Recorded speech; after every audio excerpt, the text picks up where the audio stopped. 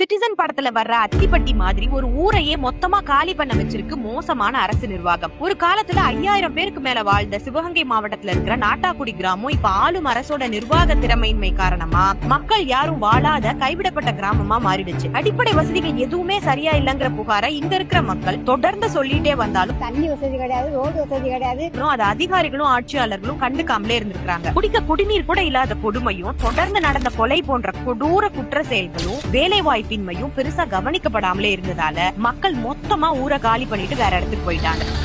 கடந்த 4 வருஷத்துல மட்டும் மத்திய அரசு வீடுதோறும் குடிநீர் வசதி மேம்படுத்தி கொடுப்பதற்கான ஜல் ஜீவன் மிஷன் திட்டத்தை அமல்படுத்துவதற்காக 4835 கோடி நிதி கொடுத்திருக்காங்க. இந்த நாட்டாக்குடி கிராமம் இருக்கிற மாத்தூர் கிராம பஞ்சாயத்துல இந்த திட்டத்தை முழுசா 100% அமல்படுத்தினதா சொல்லி தமிழ்நாடு அரசாங்கம் கணக்கு காட்டியிருக்கு. இப்போ இங்க வாழ்ற ஒரே மனிதரான தங்கராஜ் இது நிர்வாக சீர்கேடு மட்டும் இல்ல, தன்னோட கிராமத்துக்கு இழைக்கப்பட்ட பெரிய துரோகம்னு சொல்றாரு. இதுல என்ன கொடுமைனா ஆளும் அரசான திமுக ஓரணியில் தமிழ்நாடுன்னு சொல்லி மண் மொழி மானம் காக்க ஒன்றிணைவோம்னு விளம்பர வீடியோ ஒண்ணு வெளியிட்டு இருக்காங்க. அந்த வீடியோவோட சாராம்சமே கல்வி நிதி, நிவாரண நிதி, ஜிஎஸ்டி பங்கு நிதி வேணும்னு கேட்கறதுதான். செயல்படுத்தாத திட்டத்துக்கு கல்வி நிதியும் கணக்கு காட்டாத செலவுகளுக்கு நிவாரண நிதியும் வரலன்னு திசை திருப்பு நாடகம் நடத்த ஜிஎஸ்டி பங்கு நிதியும் கேட்கிற அரசு வீட்டுக்கு வீடு குடிநீர் குழாய்கள் 100% அமைச்சதா சொல்லி கணக்கு காட்டிய கிராம பஞ்சாயத்துல தான் இந்த நிலைமையே. இதுக்கு இல்லையா சார் ஒரு எண்டு? ஒரு உள்ள உரம் கிடையாது, பூரம் போயிட்டாங்க.